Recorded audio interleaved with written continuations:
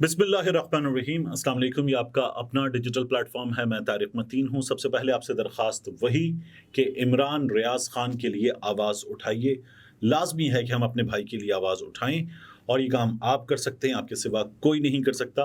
और यही काम जब आप सब के सब करेंगे तो ये मौसर तरीन होगा, इंशाल्लाह जल्द होगा, आमीन। दूसरा, अलग न्यूज़, मेरी दरख्वास्त पे आप सब्सक्राइब कर रहे हैं, आपका बहुत शुक्रिया। सपोर्ट को जारी रखिए। इस वीडियो में जो आपने थंबनेल पे देखा है लिखा हुआ, और उसकी बात करें, ब्रेकिंग न्यूज़ है। सनम जावेद को जो गिरफ्तार की गई पाकिस्तान तहरीक इंसाफ की सपोर्टर सनम जावेद, उन्हें जेल में एक बड़ी ऑफर की गई है। इस ऑफर के हवाले से पहले भी खबरें आई हैं, लेकिन अब की बार यूं समझ लीजिए कि हम एक अंदरूनी गद्दार की भी बात कर रहे हैं, अंदरूनी गद्दार की। तो पीटीआई के खातून है, थंबनेल में आपने ये भी देखा कि वो साइड बदलकर हौसला तोड़ना चाहती हैं। और ये जो जेल से खत है, बड़ा वायरल हो रहा है खत। इस खत की कहानी क्या है, इस खत के हवाले से खबर है, इसकी भी बात करेंगे। अच्छा, ये जो पूरा मामला है ना, इस मामले पर मैं अभी आगे बात करता हूँ आपसे। एक खबर आपको और दूंगा, लेकिन पहले एक चीज़ बताऊं। इसमें मेरे लिए कुछ बहुत अफसोसनाक चीज़ है।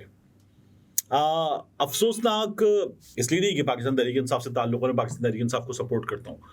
जो पॉलिटिकल वर्कर होता है ना, वो अगर डटा हुआ पॉलिटिकल वर्कर है, जैसे मैंने राशिद नसरुल्लाह ने मुझे अभी बीच में ये जो एक फजूल सा एपिसोड हुआ, इसमें कुछ बात की, मैं फारिग बात है उस बात पे, उसकी बात पे मैं बात भी नहीं करता।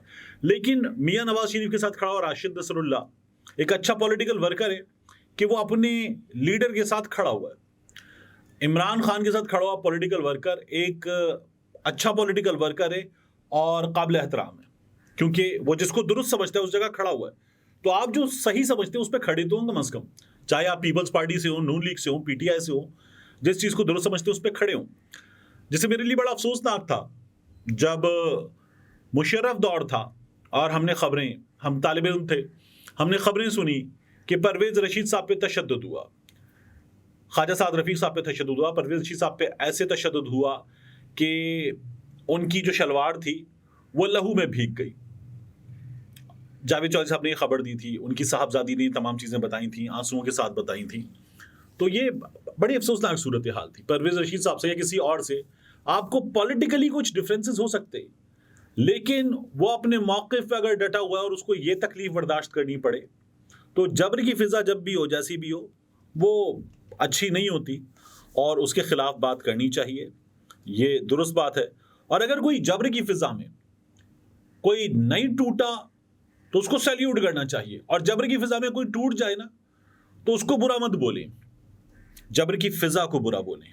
तो ये बात हमें याद रखनी चाहिए। मेरी ये राय पहले, तो इसलिए कुछ इस पर अफसोसनाक है। उससे पहले मैं खबर दे दूं आपको कि निगरां हुकूमत ने अवाम पर एक और बिजली बम गिराते हुए ये जो फ्यूल प्राइस एडजस्टमेंट होता है, इसकी मद में पैसे और बढ़ा दिए हैं। अभी जो होता है ना रिलीफ क्या है, किस्तों में पैसे। यानी इस महीने का बिल जो आया, जो पहाड़ जैसा बिल है, उसकी किस्तें, और अगले महीने फिर बिल आएगा जो उससे बड़ा पहाड़ होगा, तो वो और बड़ा पहाड़ और पिछले महीने की किस्तें, कोई रिलीफ नहीं है। ये बिला वजह की बात है, बकवास है कि रिलीफ है। अब फ्यूल प्राइस एडजस्टमेंट की मद में पैसे बढ़ा दिए हैं और एक्सप्रेस न्यूज़ ने यह खबर दी है कि बिजली की कीमतों में एक बार फिर इजाफा कर दिया गया है। बिजली ₹1.46, तकरीबन ₹1.5 फी यूनिट महंगी कर दी गई है। पन बिजली का जो पैदावारी टैरिफ वो पहले ₹3.85 का था, उसे भी बढ़ा के ₹4.96, ऑलमोस्ट ₹5 कर दिया गया है। तो नेपरा ने ये जो नया ₹1.46 फी यूनिट का इजाफा है, इसका नोटिफिकेशन जारी कर दिया है। तो के इलेक्ट्रिक और लाइफ लाइन सार्फिन पर इसका इतलाक नहीं होगा। के इलेक्ट्रिक वालों की वैसी ही गर्दन फंसी हुई है, उनके लिए मजीद प्राइस बढ़ रहे हैं। और जिस तरह की चीज़ है, मैं आपको बताया था कि कराची में 10 जगहों पर नो गो एरिया टाइप की जगह है और वहां के इलेक्ट्रिक ने फिक्स्ड बिल कर रखा है, ₹3000 दो, जो चलाना है चलाओ, किसी का बाप भी नहीं पूछता। ये शहर कायद में, अच्छे मुल्क के कई इलाकों में सूरत है, कराची में तो खास तौर पर बहुत जगहों पर है। अब आ जाइए इस वीडियो के असल मौजू की जानिब।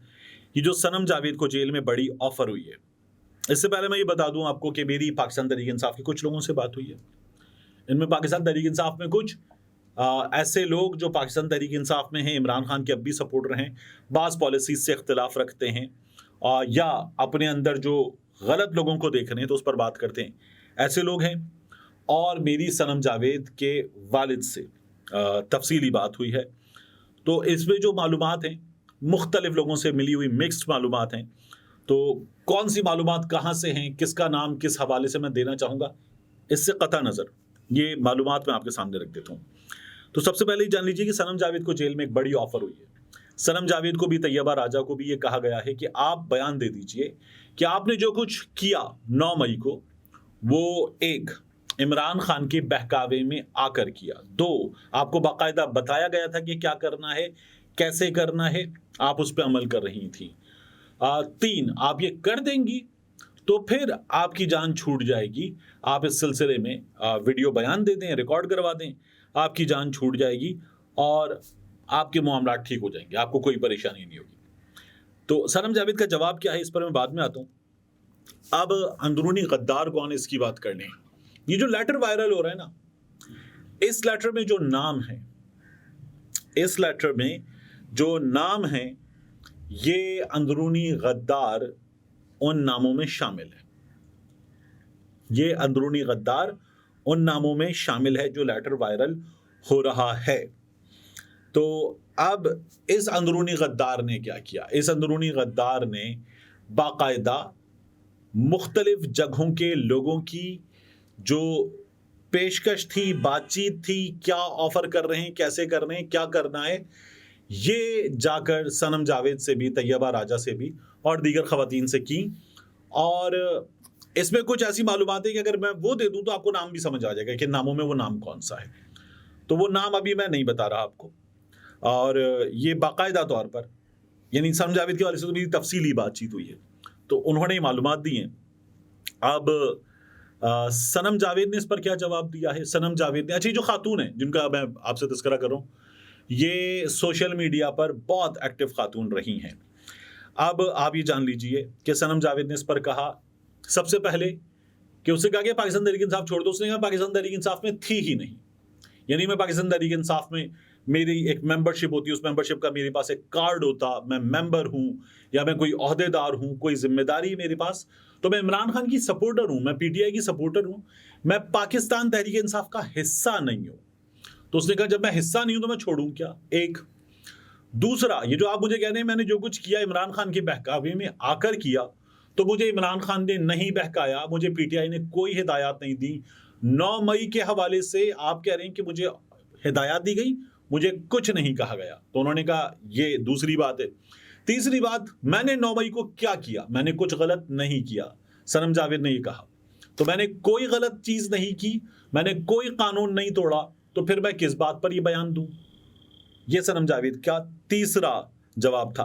फिर सनम जावेद से कहा गया तो फिर ये बताओ कि तुम्हें क्यों इमरान खान ने ये कहा है कि टिकट दिया जाएगा और तुम मरियम के खिलाफ इलेक्शन के लिए खड़ी की जाओगी, कैंडिडेट बनाई जाओगी, ये क्यों कहा है इमरान खान ने? तो सनम जावेद ने कहा ये इमरान खान ने कहा, मैंने ना तो पाकिस्तान तहरीक इंसाफ से टिकट मांगा, ना मैंने ये कहा कि मुझे इलेक्शन लड़ने में कोई इंटरेस्ट है। ये इमरान खान ने कहा है। इमरान खान मेरा लीडर है, मैं इमरान खान की फॉलोअर हूँ। इमरान खान अगर मुझे कहेगा कि लड़ो इलेक्शन मरियम के खिलाफ, तो मैं इलेक्शन लड़ूंगी।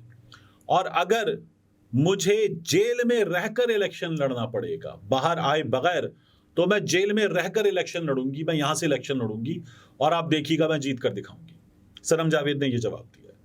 सनम जावेद का यह कहना है कि जब मैंने 9 मई को कुछ किया नहीं है, तो वहां लोग गए थे, मैं वहां गई थी, लेकिन मैंने कुछ नहीं किया। सनम जावेद का जो एक जुमला बड़ा उस रोज वायरल हुआ, बाद में भी चला, कि जिसमें गुस्से का इजहार था और एक ऑफिसर का नाम लेकर एक जुमला था, तो वो जुमला बड़ा वायरल हुआ। सनम जावेद का कहना है कि वो अगर आप उसे किसी उसमें डालते हैं कानून की खिलाफ वर्जी में, तो वो मैंने जुमला कहा है। बाकी उस रोज किसी वायलेंस में मुलव्वस होना, तोड़फोड़ में मुलव्वस होना, मैंने ऐसा कुछ भी नहीं किया है। वो रिपोर्टर दोस्त जो वहां मौजूद थे उस रोज, वो भी कहते हैं कि ये बिल्कुल दुरुस्त बात है। सनम जावेद ने, तैयबा राजा ने वहां पर पुलिस वालों से बात की थी, बहस की थी, वो वहां पहुंचे जरूर थे, उन्होंने कुछ किया नहीं है। यास्मीन राशिद साहिबा, वो तो लोगों को बुला रही थी, कुछ किया नहीं है। ये इसका पूरा खुलासा है। तो सनम जावेद का ये जवाब है। सनम जावेद के वालिद से मेरी बात हुई, मैंने कहा ये ऑफर्स कहां से आ रही हैं? उन्होंने कहा कहां से आ सकती हैं। मैंने कहा अच्छा, तो उन्होंने कहा जहाँ से ये ऑफ़र आती हैं, वहीं से ये ऑफ़र्स आ रही हैं। तो ये बातचीत हुई है मेरी। अब वो ख़ातून, उनके हवाले से मालूमात कहाँ से आ रही हैं, ये इम्मटीरियल है। इसके बाद ये जो लेटर है, इस लेटर में जो बातें की गई हैं, उसका मैं ज़रा-सा खुलासा आपके सामने ज़रूर रखूँगा। Request for justice on compassionate and human grounds, ये इसमें लिखा हुआ है। This is an open letter from the women prisoners in captivity in Kot Lakhpat jail. तो कोट लखपत जेल में मौजूद ये ख़वातीन हैं, इन्होंने ये कहा है कि हमें छोड़ दिया जाए, हमने कुछ गलत नहीं किया, हम रियासत के कानून को मानते हैं, हम वायलेंस पे यकीन नहीं रखते, हम अपने घरों को, अपने कारोबार को चलाना चाहते हैं, अपनी ज़िंदगी को नॉर्मल चलाना चाहते हैं, और हम ये भी वादा करते हैं कि जब हमारा ट्रायल होगा तो हम उसमें मुसलसल पेश भी होंगे, ताउन भी करेंगे, लेकिन हमने कुछ गलत नहीं किया है, तो हमें छोड़ दिया जाए। अब ये जो लेटर लिखा गया और ये सामने आया और बड़ा वायरल हो रहा है। जैसे बाबर अवान साहब ने तकरीर की वकला कन्वेंशन में, तो बाबर अवान साहब ने चीफ जस्टिस साहब से कहा, कौम की बेटियों की बात करते हुए, कि वो मुसलसल इंतजार में है जमानत के। इस लेटर के हवाले से मालूम ये हो रहा है कि ये लेटर जो है, ये एक ऐसी गुजारिश है जिसे सुन लिया जाएगा। मैं इससे आगे नहीं बोलता। मैं आपको ये बता दूं कि ये लेटर जब लिखा गया और सामने आया, तो ये लेटर एक ऐसी गुजारिश है जिसे सुन लिया जाएगा। अब मैं आपको जो है वो इस लेटर पे जो मौजूद नाम है, the women citizens of Pakistan, इन्होंने क्या लिखा इनमें आपके सामने है कि इसमें फरजाना खान सरवर साहिबा का नाम है, हाउस वाइफ।